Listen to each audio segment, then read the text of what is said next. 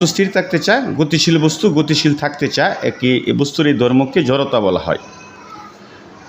স্থিতি জড়তা, বস্তুর যে ধর্মের জন্য স্থির বস্তু স্থির থাকতে চায় তাকে স্থিতি জড়তা বলে।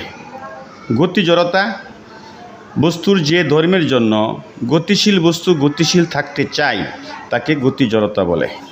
ত্বরণ, বেগ বৃদ্ধির হারকে ত্বরণ বলে। ত্বরণকে এ দ্বারা প্রকাশ করা হয়। ত্বরণের একক মিটার পার সেকেন্ড স্কোয়ার।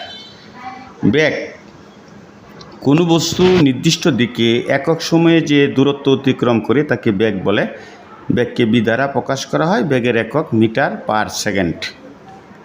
মন্দন, বেগ রাশির হারকে মন্দন বলে। মন্দনকে এর দ্বারা প্রকাশ করা হয়। মন্দনের একক মিটার পার সেকেন্ড স্কোয়ার। দ্রুতি, বস্তু একক সময়ে যে দূরত্ব অতিক্রম করে তাকে দ্রুতি বলে। গতিশক্তি, বস্তু গতিশীল থাকার জন্য যে শক্তি লাভ করে তাকে গতিশক্তি বলে। গতিশক্তি equal to half M B square এবং গতিশক্তিকে ইকে দ্বারা প্রকাশ করা হয়। বিভব শক্তি, বস্তু স্থির অবস্থা থাকার জন্য যে শক্তি লাভ করে তাকে বিভব শক্তি বলে। বিভব শক্তিকে ইপি দ্বারা প্রকাশ করা হয়। বিভব শক্তি ইপি ইকুয়াল টু mgh।